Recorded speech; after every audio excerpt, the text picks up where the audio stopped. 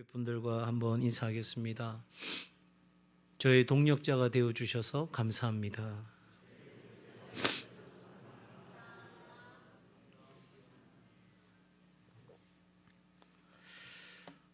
지난주에 성경적인 공동체를 위해서 우리에게 어떤 변화가 필요한지를 살폈습니다. 그래서 구역가족교회는 어떤 교회다 설명도 드렸는데 오늘은 좀 더 자세히 말씀을 드리고 다음 주까지 이어가도록 하겠습니다. 우리가 소망하는 성경적 공동체입니다. 여러분, 첫 번째로 우리가 생각하는 것은 왜 구역가족교회가 되어야 하는가. 이 구역가족교회라는 명칭은 우리 교회가 붙인 명칭입니다. 다른 곳에서는 뭐 셀이라고 하기도 하고 뭐 목장이라 하기도 하고 초원이라고 하기도 하고 다락방, 사랑방 여러 모양으로 소그룹에 대한, 그러니까 소그룹 중심적 교회에 대한 것을 많은 교회들이, 전 세계 많은 교회들이 교회 안에서의 여러 사역들을 하고 있다는 것을 계속해서 말씀드렸습니다. 자, 그러면 우리 교회가 이 구역가족교회를 가고자 하는 이유는 첫 번째로 21세기 오늘 이 시대에 전 세계를 복음화시킬 수 있는 전략이 되기 때문입니다. 수십억의 불신자들 중에 우리 교회에 할당된 사람들이 있을까요, 없을까요? 아니, 수십억의 사람들 중에 우리 교회에 할당된 사람들이 있을까요, 없을까요? 있으니까 하나님의 교회를 세우셨잖아요. 45년 전에 이곳에 울산 동성교회를 세우셨잖아요. 교회 이름도 바뀌었고 또 교회 시설도 바뀌었고 다른 건 바뀌어도 이 땅에 이 교회를 세우신 하나님의 목적은 하나님을 믿는 자들, 하나님의 자녀들을 찾고 그 자녀들을 통해서 하나님 영광 받으시기 원하시는 하나님의 그러한 열정, 하나님의 목적이 있기 때문에 하나님의 교회를 세우신 거죠. 그러면 우리 교회는 그렇게 우리 교회에 할당된 사람들이 있을 거 아니겠어요, 그죠? 그 사람들이 뭐 10,000명이 될지 1,000명이 될지 몇백 명이 될지는 알지 못하지만 하나님께서 우리 가운데 맡기신 그 사람들에게 다가갈 우리의 계획이 있느냐는 거죠. 한 번이라도 여러분 이렇게 한번 생각해 보신 적이 있으십니까? 그냥 전도해야 된다 이 차원이 아니라 하나님께서 오늘 이 시대에 우리를 통해서 이루고자 하시는 하나님의 그 목적의 성취를 위한 우리의 전략이 있느냐는 거죠. 하다못해 볼펜 한 자루를 팔더라도 사람들은 전략을 갖고 팝니다. 그렇죠? 어떤 사람이 절에 가서 머리 빗는 빗을 팔라고 했어요. 여러분 팔 수 있어 없어요? 예, 없으면 회사에서 쫓겨나는 거예요. 그런데 어떤 사람은 가서 팔아요. 어떻게? 이 빗을 빗으면 부처님의 마음이 그 마음 가운데 심겨진다고 하니 시자로 온 사람들이 다 사가는 거예요. 우리 안에 있는 고정관념, 우리 안에 있는 틀, 이 자체가 우리의 삶을 얼마나 많이 가로막고 있는지 몰라요. 자, 그러면 여러분, 이 21세기 이 상황에서 특별히 이 코로나 팬데믹을 지나면서 처참한 몰락이냐 아니면 엄청난 추수 때를 우리가 맞이하느냐. 분명히 하나님의 이 마지막 시대에 하나님의 비를 준비하고 계시고 영적 대부흥을 준비하고 계시는데 과연 우리는 전략적으로 또 우리 교회가 그 사명을 감당하기 위한 준비가 또 그런 열정이 우리 안에 있는지를 생각해 보자는 거죠. 적어도 우리 울산 동성교회가 몰락하는 교회가 아니라 하나님의 엄청난 추수를 경험하는 교회가 되기를 주의 이름으로 축복합니다. 여러분, 그러기 위해서는 우리가 부흥을 위한 수학, 갑자기 머리가 탁 아파오시죠? 예. 부흥을 위한 수학이에요. P 곱하기 E, IND 곱하기 CO 플러스 A 곱하기 C는 R, 리바이벌, 부흥이라는 거죠. P는 기도, E는 열정, I는 열심, 그리고 지속성, 그리고 접촉, 비신자들과의 접촉, 그리고 소그룹 안에서 그 사람들이 교회 안에 들어와서 동화되어져 가는 그런 일들이 있을 때 부흥이 일어난다 하는 거예요. 자, 한번 보십시다. 부흥의 수학이에요. 기도가 있어야 돼요. 자, 우리 교회 기도가 있습니까? 두 번째, 열정이 있어야 돼요. 기도의 열정, 영혼 구원에 대한 열정.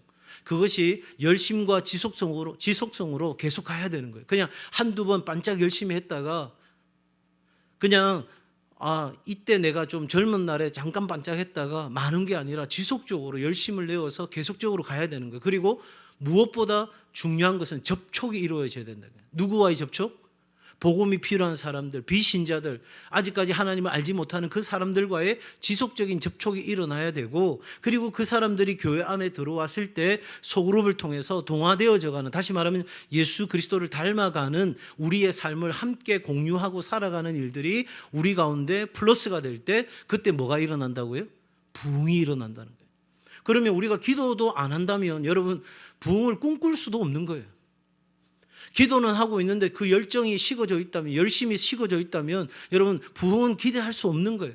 또한 그 열정은 있는데 그것이 지속되어지지 않는다면, 제가 주일에 말씀드렸잖아요. 하나님이 역사하시는 영적 능력을 경험하는 기도에는 지속성이 있는 거예요. 한 번 기도하고 마는 것이 아니라 하나님께서 역사하시는 그 순간까지 계속적으로 나아가는 지속성이 우리 가운데 있어야 됩니다. 바로 이러한 기도와 열정과 열심과 지속성을 가지고 우리는 계속해서 접촉점을 찾아가야 되는 거죠.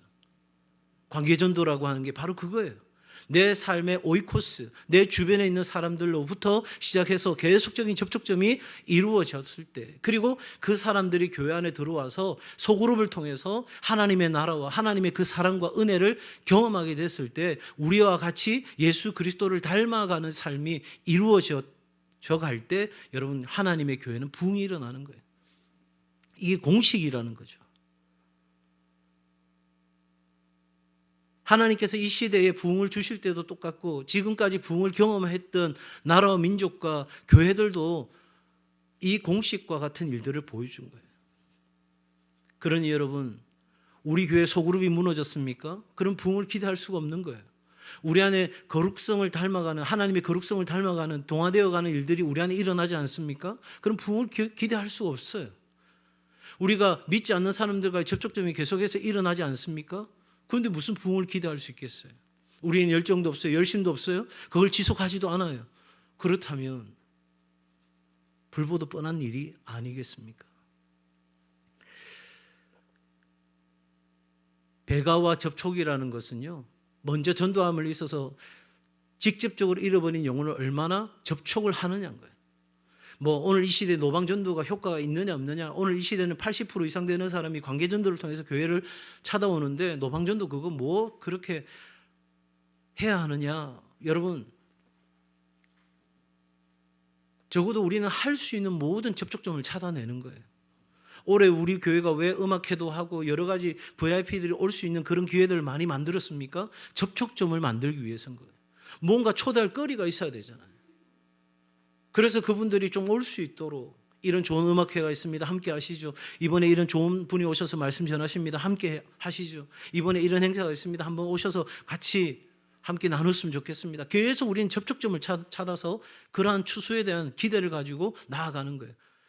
그리고 중요한 것은 하나님이 우리에게 원하시는 것은 성결함이 있어요. 거룩함이 있어요. 그래서 우리가 얼마나 우리 공동체 안에 이 거룩함을 지켜내고 유지해 가느냐 하는 것이 이 시대 하나님께서 쓰시는 가장 강력한 공동체의 모습인 거예요.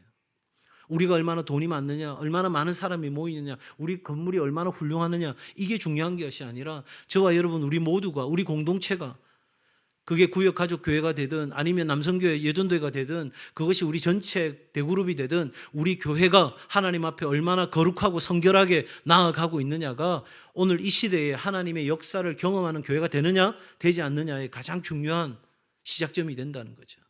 그러니 우리가 하나님의 부흥을 꿈꾼다면 계속적인 접촉과 우리는 오늘 우리의 주어진 삶의 자리에서 하나님 중심, 말씀 중심, 교회 중심의 삶을 살아내는 것, 이것을 통해서 우리는 하나님께 영광된 삶으로 나아갈 때 살아계신 하나님의 영적 놀라운 역사는 우리 가운데 일어난다는 거죠. 자, 여러분, 성경 우리에게 이야기합니다. 예루살렘과 유대와 사마리아와 땅끝까지 이르러 이 복음이 확산되는데, 여러분, 이건 동시다발적이에요. 예루살렘 복음화 될 때까지 기다렸으면 지금 우리에게 복음 전해지지 않았어요. 사도행전 1장 8절에 이 말씀은요, 오직 성령이 너희에게 임하시면 너희가 권능을 받고 예루살렘과 온 유대와 사마리아 땅끝까지 이르러 내 증인이 되리라 하는 것은 동시다발적인 거예요. 그러니까 오늘 이 예루살렘, 바로 이 성안동에 우리에게 맡겨준 영혼도 있지만 이 울산 땅에, 여러분 불경에 우리에게 맡겨준 영혼들이 있고요. 더 나아가서 이 대한민국에, 그리고 온 열방 가운데 하나님이 우리 가운데 맡겨주신 영혼들이 있다는 거예요. 그럼 우리가 어떻게 해야 돼요? 그 영혼들에 대한 지속적인 관심이 우리 안에 있어야 되는 거죠. 그거 우리가 능력이 부족해서 그냥 성안동만 우리가 생각한다? 여러분 그렇지 않아요. 하나님 우리에게 바로 이 성안동으로 시작해서 세상 모든 민족 가운데 2만 4천여 미전도 종족 가운데 아직도 자신의 언어로 된 복음을 한 번도 들어보지 못한 8천여 미전도 종족 가운데 우리가 그 땅 가운데 선교사를 보내고 그 땅 가운데 하나님의 복음을 심고 하나님의 건강한 교회를 세워야 될 일들이 우리 안에 너무 많은 거예요. 자신의 언어로 된 복음을 한 번도 들어보지 못한 민족들이 지금 6천에서 8천여 미전도 종족이 있다는 거죠. 이건 우리가 얼마나 많은 일을 해야 되는지를 생각해야 합니다. 언젠가 제가 기회가 되어서 이제 선교가 우리 한 해의 전체 주제가 될 때는 제가 한 사람이, 한 가정이, 한 공동체가 한 민족을 품는 일들을 하려고 합니다. 사랑하는 여러분, 적어도 오늘 이 시대에 우리에게 주시는 하나님의 그 목적을 생각해 볼 필요가 있죠. 두 번째, 왜 구역가족교회가 되어야 하느냐? 하나님의 뭐 때문에? 본질 때문에. 하나님이 누구시냐? 하나님이 어떤 분이시냐? 그 하나님의 본질이 뭐냐? 했을 때 하나님의 본질은 다름 아닌 공동체라는 거예요. 한번 따라 합시다. 하나님은 공동체로 존재하십니다. 자, 여러분 신학적인 전망을 보게 된다면 삼위일체 신학 굉장히 최근 들어서 중요하게 여겨지는 부분입니다.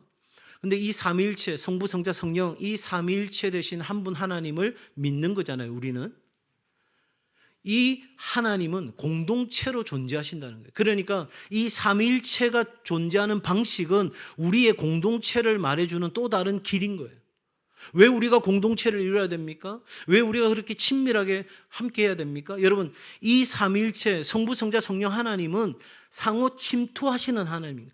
온전한 하나를 이루기 위해서 서로가 함께 침투에 들어가는 거예요. 그냥 느슨한 관계를 갖는 게 아니라 강력하게 결코 분리될 수 없는 온전한 하나를 이룬 상태가 삼위일체 하나님인 거죠. 그래서 여러분, 예수님께서는 이 하나님의 본성을 경험하고 표현하기 위하여 신약적인 교회를 디자인하신 거예요.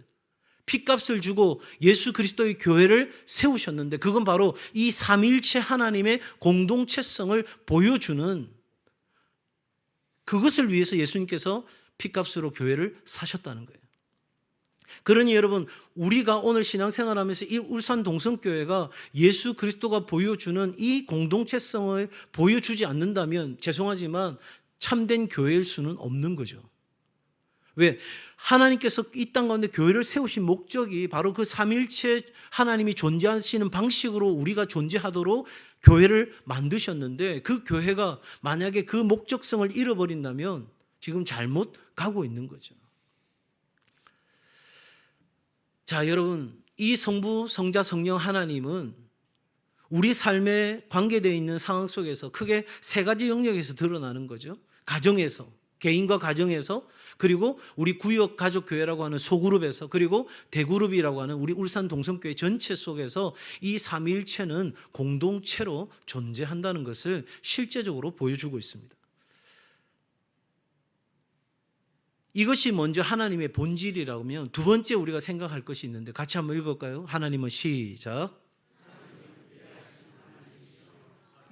계신 하나님이시다. 하나님은 위대하신 하나님이시고 동시에 가까이 계신 하나님이시다. 신학적으로 이야기해 본다면 하나님의 초월성과 내재성을 이야기할 수 있어요. 하나님은 가장 높으시며 가장 가까이 계신다.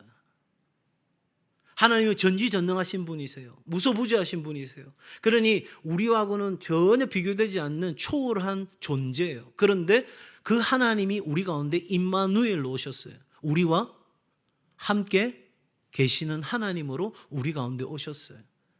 자신의 보좌를 버리시고 낮고 낮은 이 땅 가운데 비천한 종의 몸을 입고 우리 가운데 오셨어요.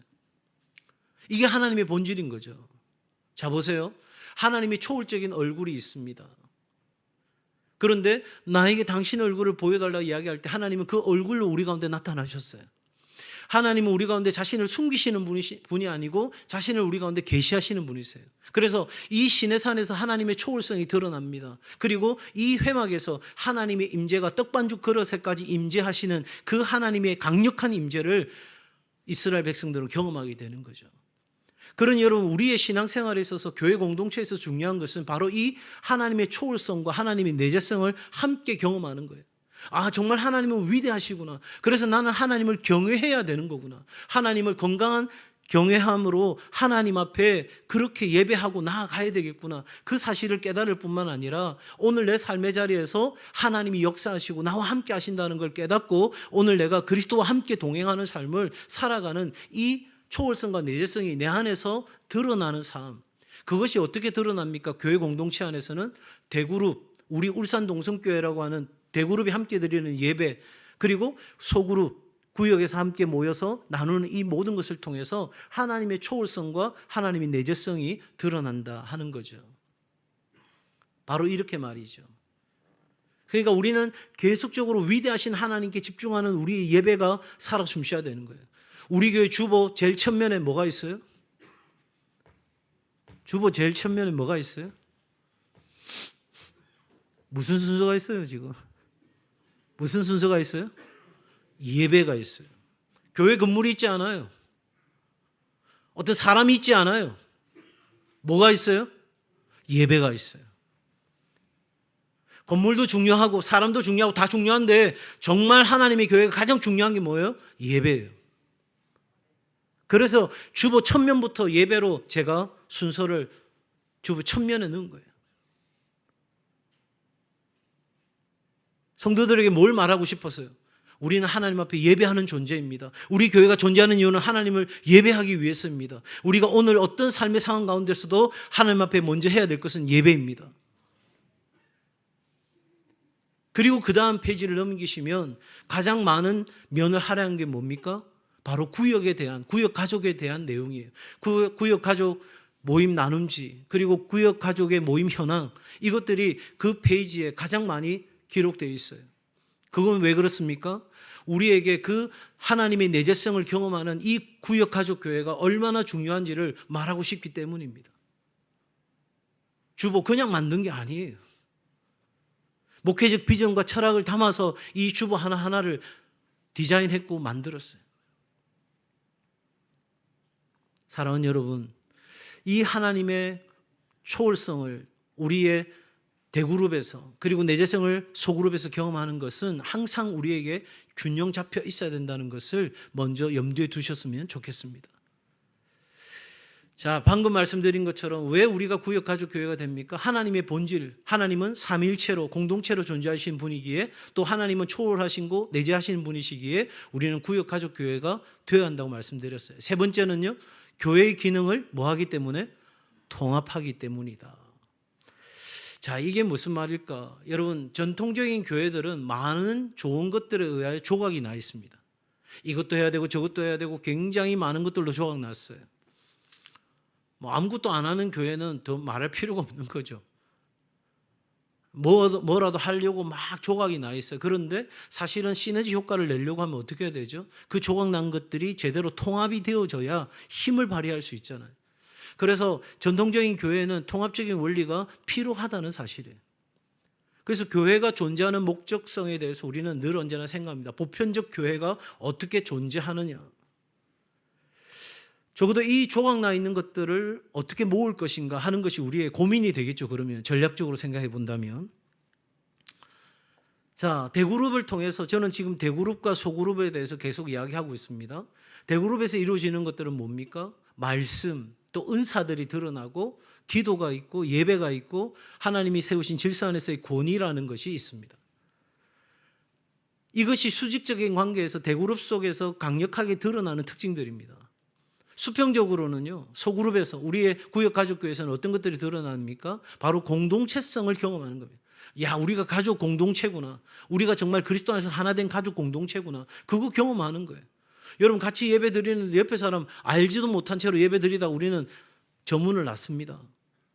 내 옆에 지난주에 누구 앉았지? 이름도 모릅니다. 여러분, 이건 하나님이 디자인하신 교회가 아닌 거죠. 물론 여러분, 몇백 명, 몇천 명이 되는 사람 어떻게 다 합니까? 다 알 수 없습니다. 그러나 적어도 내가 이 공동체, 우리가 하나의 비전과 하나의 믿음으로 하나의 말씀 안에 있다는 사실을 깨닫는 것은 이 공동체로서 경험하게 되는 거고, 바로 그 작은 소그룹 안에서, 구역가족 교회 안에서 새 가족을 양육하는 일들이 일어나고, 그 새 가족들과 또 공동체를 함께 경험하는 우리 구역원들이 상호 책임을 갖게 되고, 그리고 그 안에서 지도력, 사람을 세우는 일들이 일어나게 되고, 더 나아가서 복음 전파하는 일이 이 소그룹을 통해서 이루어진다는 거예요.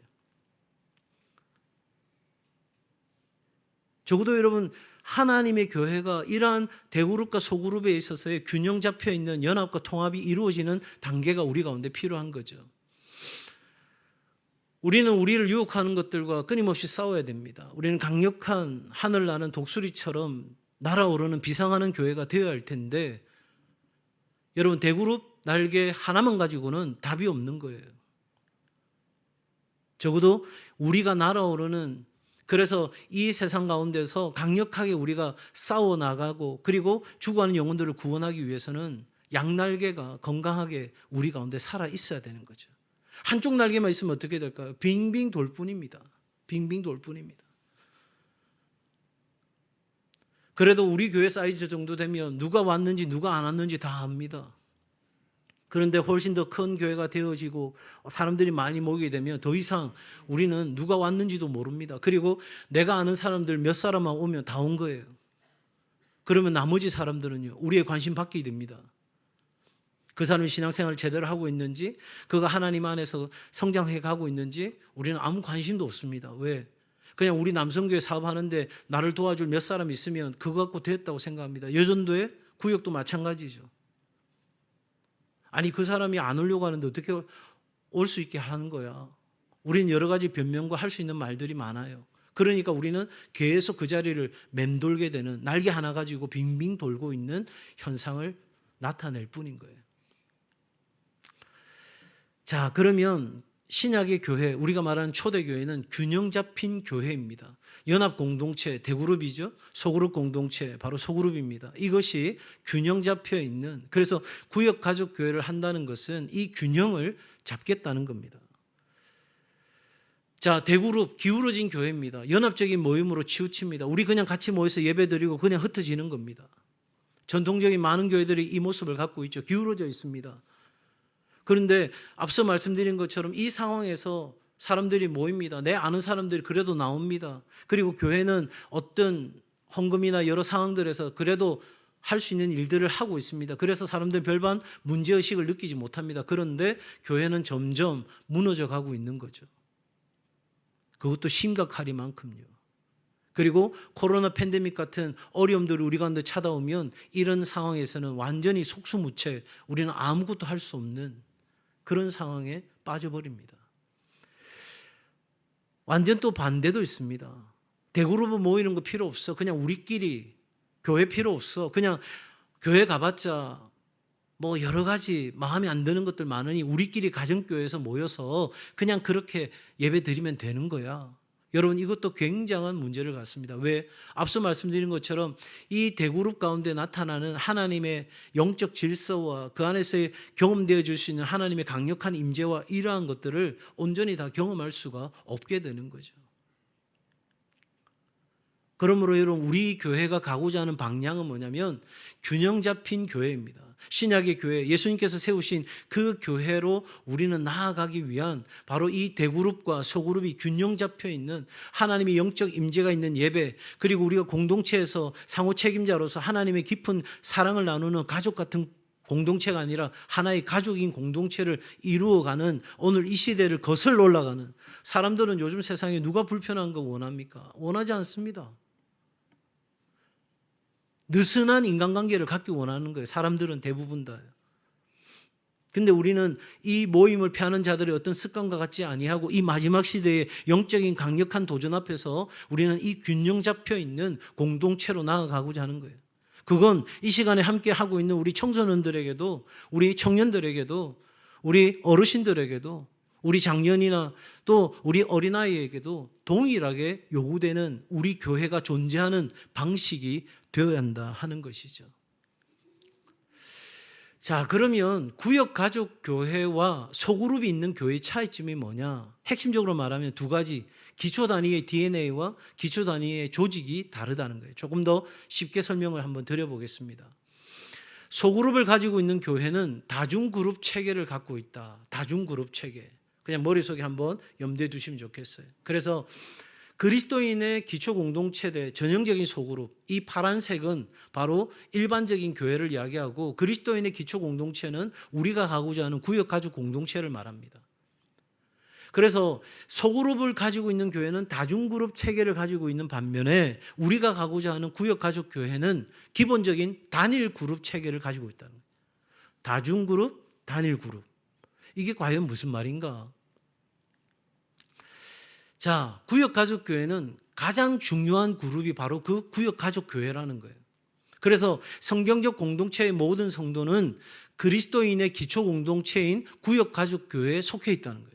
왜? 우리는 그리스도 안에서 가족이니까. 그러니까 가족이 그 가족으로서의 공동체 안에 존재하는 것은 당연한 거잖아요.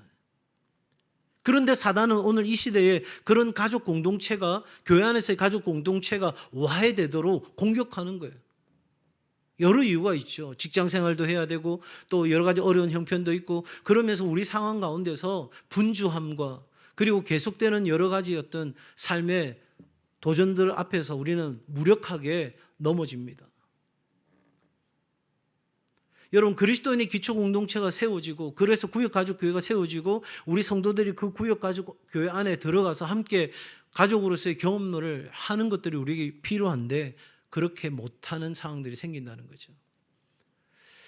그러므로 구역가족교회 안에서 성숙한 사람들은요, 하부 그룹을 통해서 사역하고 복음을 전파하는 거예요. 그래서 내가 함께 모이는 바로 그 구역가족교회가 있고, 그 안에서 내가 양육되고 준비되어져서 다시 내가 하부 그룹을 편성해가는 일들이 교회 안에 일어날 수 있는 거죠. 그런 형태로 번식되어질 때 교회는 건강한 번식을, 건강한 추수를 할 수 있다 하는 것입니다. 여러분, 이 그리스도인의 기초 공동체 아래에 다양한 어떤 그룹들이 있을 수는 있어요. 그런데 여러분, 지금 소그룹을 가진 교회, 아까 제가 다중그룹 체계라는 걸 기억해 주십시오 이야기했잖아요. 그래서 구역도 모이는데 보세요. 저기 초록색 어느 한 동그라미에 하나잖아요. 그죠? 그러니까 우리가 말씀드리는 것은 그리스도인의 기초 공동체, 구역가족 교회가 기초가 되어져서 그 다음 하부 그룹이 짜여져 가야 되는데, 그렇지 못하고 많은 교회들이 그냥 백화점식으로 다양한 것들을 하게 되는 일들이 있게 되는 거예요. 그럼 저희 교회는 지금 현재로서는 어떤 교회입니까? 그 중간에 있는 교회인 거예요. 왜냐하면 기존에 우리가 어떤 사역들을 활발하게 펼치지 못했기 때문에 기본적으로 교회 안에 있어야 될 사역들에 대한 이해를 돕기 위한 부서들이 나누어져 있고, 그 부서들이 이제는 서서히 구역가족교회 안에서 정리되어질 수 있는 훈련들을 앞으로 해가는 일들이 이루어질 겁니다.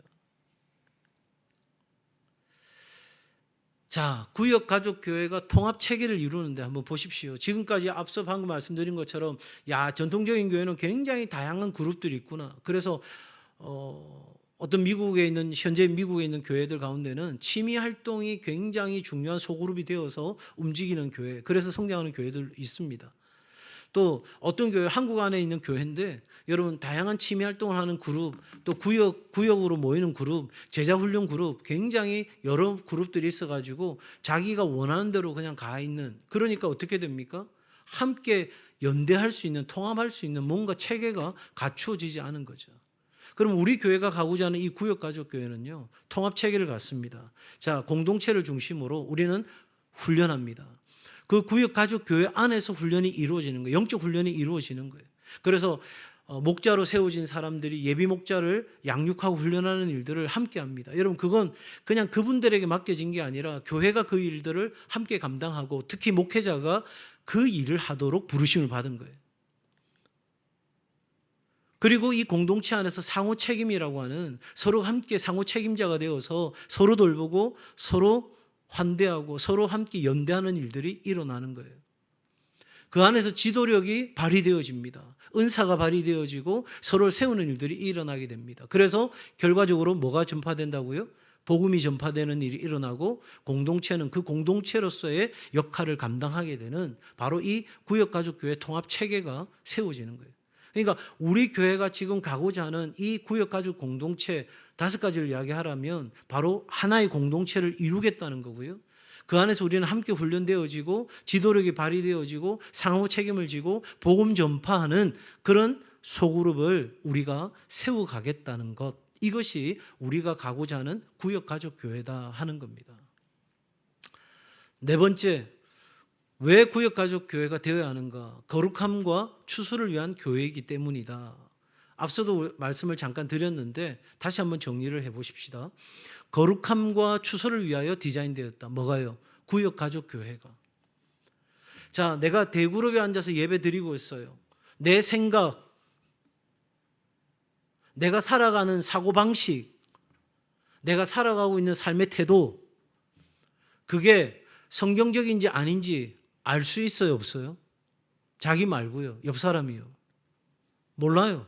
그냥 가만히 앉아 있으면 다 구원받은 것 같고 다 그리스도인 같고 다 온전한 그리스도인 같아요. 그런데 여러분, 이 구역가족 교회 안에서 삶이 나누어질 때 여러분, 내 안에 있는 죄성이 드러나는 거예요. 내가 하나님 앞에서 온전한 말씀대로 살지 못했던, 내가 유혹받았던 내 약한 부분들이 드러나게 될 때 우리는 서로 안에서 그걸 비난하거나 우습게 알거나 그걸 조롱하는 게 아니라 서로 안타깝게 여기고 함께 기도해 주는 상호 책임자로서 우리가 그 거룩성을 지켜가는 일들이 일어나는 거예요. 제가 계속 말씀드리잖아요. 하나님의 교회 부흥도, 여러분의 삶의 영적 능력을 경험하는 것도, 하나님의 신령한 복을 여러분들이 마음껏 누리는 것도 가장 중요한 것은 키워드 하나예요. 성결함, 거룩함이 있어요.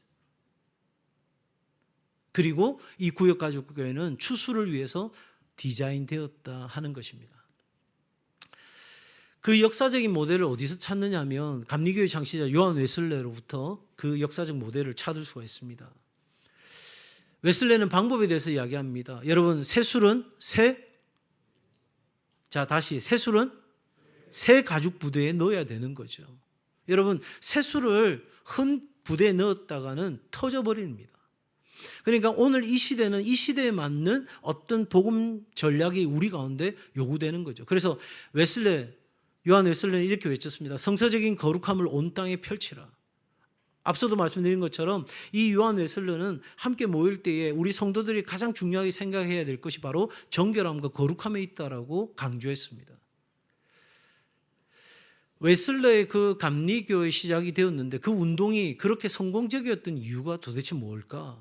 무엇이 그로 하여금 그러한 위대한 일을 이루게 했을까? 여러분, 조금 복잡한데 잘 보십시오. 1729년에 소사이어티라고 하는 대그룹을 만들게 됩니다. 여러분, 그로부터 한 10년 뒤에 밴드라고 하는 걸 만듭니다. 그리고 42년에 속회, 우리가 아는 소그룹을 만든 구역을 만든 거예요. 그러니까 여러분, 이 웨슬레의 어떤 그 전략적인 차원을 본다면 대그룹과 그다음 소그룹, 그리고 그 소그룹들이 모이는 중그룹이 있는 거예요. 저는 여기서 힌트를 얻은 겁니다.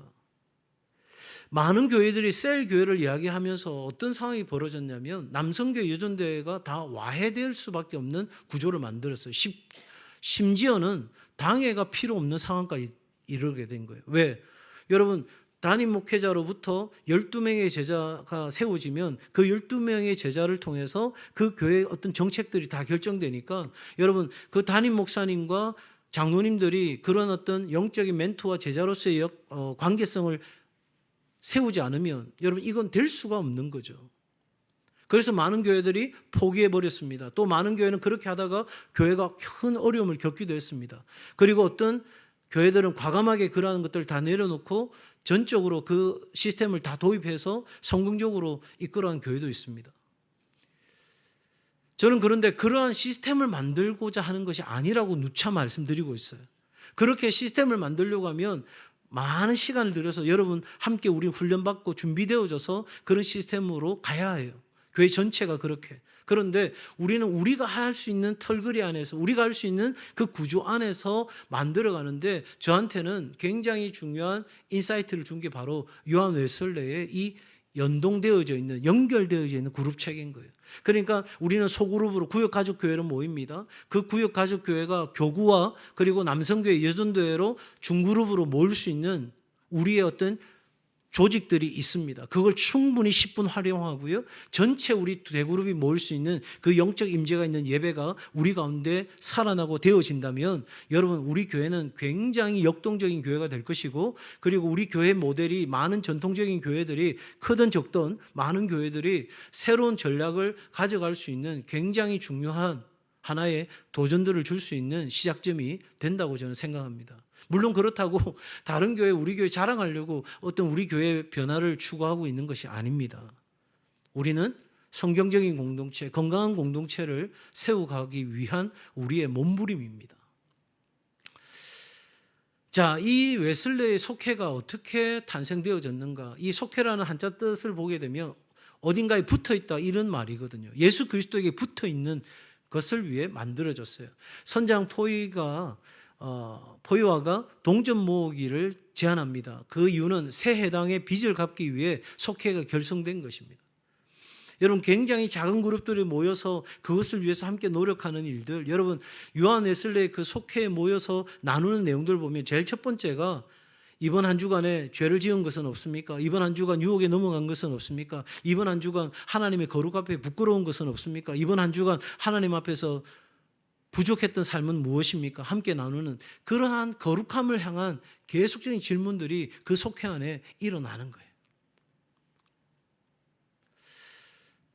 조지 휘필드라고 대단한 설교가 이렇게 이야기합니다. 웨슬레는 나보다 현명하다. 왜냐하면 그는 양을 우리 안에 넣었기 때문이다. 그는 계속해서 말씀 전했어요. 많은 사람들이 예수 믿었어요. 그런데 그것을 관리할 수 있는, 그것을 하나의 공동체로 모을 수 있는 어떤 전략은 없었는데 요한 웨슬레는 바로 그 양들을 우리 안에 넣었다, 이렇게 표현했어요. 웨슬레의 비전이 제 마음을 뛰게 합니다. 나에게 죄악을 진정으로 미워하고 온 마음으로 하나님을 사랑하는 100명의, 원래 제 얘기는 남자를 달라. 그러면 내가 그리스도를 위하여 세상을 흔들 것이다.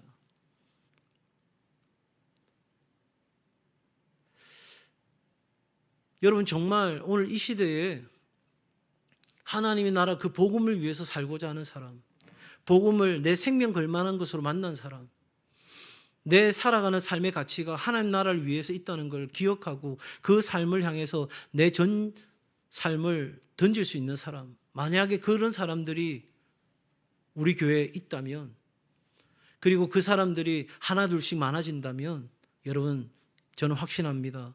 우리 교회는 세상을 뒤흔들게 될 것입니다. 이건 제가 혼자 할 수 있는 것이 절대 아닙니다. 예수님도 12제자를 세우셨잖아요. 제가 아무리 하늘을 움직일 만한 어떤 능력이 있다 할지라도 이 하나님의 교회는 혼자서 할 수 있는 시스템으로 되어 있지가 않습니다. 제가 이렇게 아무리 외치고 이 하나님 나라 위해서, 복음을 위해서 한번 여러분 도전하고 살아보지 않으시겠습니까? 정말 하나님과 함께 동력할 수 있는, 오늘 여기 사도 바울이 말하는 것처럼 나의 면류관이 되고 나의 기쁨이 되고 정말 주를 위해 헌신할 수 있는 바로 그 사람들이 저에게 필요하고 우리 공동체에 필요합니다. 아무리 이야기해도 거기에 헌신한 사람이 없다면 저는 공허한 울림에 불과한 것이죠. 그러나 저는 믿건대 하나님이 들을 자는 듣게 하시고 볼 자는 보게 하시고 하나님께서 이렇게 세우시는 자들은 이렇게 세우실 줄 믿습니다. 그래서 여러분, 웨슬리는 이렇게 이야기합니다. 세계는 나의 교구이다. 세계는 나의 교구이다. 저는 제가 목회하는 동안 선교사를 몇 명 파송하겠습니다. 여러분, 교회를 몇 개를 개척하겠습니다. 우리 교회가 몇 명이 되도록 하겠습니다. 그런 공허한 숫자를 말하고 싶지는 않습니다. 그러나 앞서도 말씀드린 것처럼 이 성안동과 울산과 부울경과 더 나아가서 대한민국과 온 세계 열방 가운데 하나님께서 우리의 지경을 넓혀주시기를 저는 기도합니다. 여러분은 어디까지 바라보시는지 모르겠지만 저는 옛날부터 당신의 비전이 뭡니까? 이래 물어보면 동네 복음화입니다. 동네 복음화. 근데 그 동네가 좀 큽니다. 여러분, 우리 교회는 이 방향으로 지금 가고자 하는 겁니다. 그냥 어떤 제 생각을, 제 아이디어를 여러분에게 막 주입시켜가지고 이렇게 안 되면 교회 큰일 납니다. 그렇게 하는 것이 아니고 성경이 우리에게 말하고 있는 그 교회가 가야 할 방향성들을 우리 전체가, 특별히 이 수요일이라면 적어도 교회 리더들이 대부분 오시기에 제가 이 시간을 통해서 우리 교회가 어디로 가야 하는지를 말씀드리고 있는 것입니다. 다섯 번째, 왜 구역 가족교회가 되어야 하는가? 그리스도께서 그분의 임재와 능력과 목적을 나타내실 수 있기 때문이다. 성경 구절 한번 같이 읽어볼까요? 하나님이 시작. 하나님이 그들로 하여금 이 비밀의 영광이 이방인 가운데 어떻게 풍성한 것을 알게 하려 하심이라. 이 비밀은 너희 안에 계신 그리스도시니 곧 영광의 소망이니라. 너희 안에 아멘. 계신 그리스도.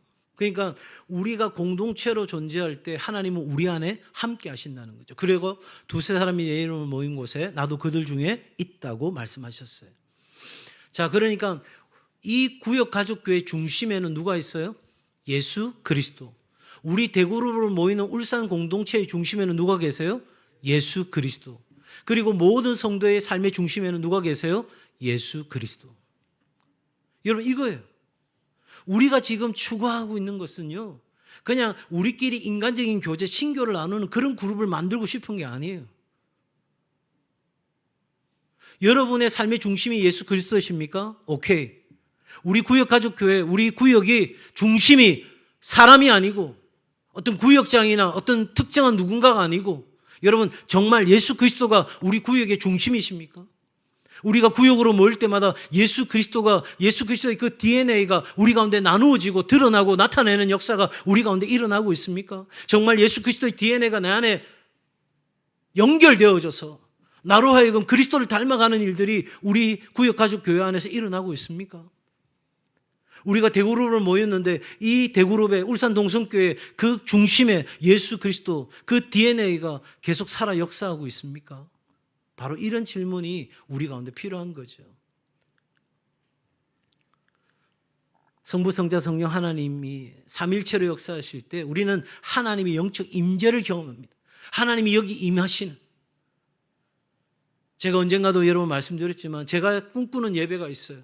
하나님의 영적 임재가 이곳에 충만해서 죄를 가지고는 저 문을 들어올 수 없는, 마치 여기 연기가 꽉 차가지고 어느 빈틈 하나 없는 저 작은 마이크 보관하는 보관함까지, 저 구석에 있는 보이지도 않는 그 기퉁이까지 하나님의 영적 임재로 꽉 차 있는 상태. 저는 제 평생에 천국 가기 전에 그 예배를 드리기를 소망하면서 날마다 하나님 앞에 나아갑니다. 여러분, 하나님은 우리 가운데 임재하시는 분입니다. 그러니 여러분, 이 대그룹으로 모였을 때 그러한 임재가 있는 예배뿐만 아니라 우리가 소그룹으로 모였을 때도 그러한 임재가 있는 예배가 우리 가운데 있을 때 우리가 살아 역사하는 예수 그리스도가 주인이시고 중심이신 삶을 살아낼 수 있다는 거예요. 그때 우리는 하나님의 능력을 경험하게 되고, 우리는 하나님께서 이 땅 가운데 나를 부르신 목적, 저와 여러분을 부르신 목적, 이 교회를 세우신 그 목적을 온전히 이루어갈 수 있는 그런 삶으로 나아가게 되는 거죠. 여섯 번째, 왜 구역 가족 교회가 되어야 하는가? 에베소서 4장 11절과 12절 말씀을 실천할 수 있는 교회이기 때문이다. 무슨 말씀일까요? 하나님께서 한번 같이 읽겠습니다. 시작. 하나님께서 교회의 영적인 지도자들을 주신 것은 성도들을 사역자로 준비시켜 그들이 사역자로 사역함으로 그리스도의 몸을 세우려 합니다. 아멘. 여러분, 교회 목회자들이 왜 필요합니까? 성도를 사역자로 준비시키기 위해 필요합니다. 우리 교회의 일꾼들, 장로님, 권사님, 안수집사님, 왜 이렇게 일꾼들을 세웁니까? 바로 그들을 통해서 성도를 사역자로 세우는 일을 하도록 하기 위해서 세웁니다.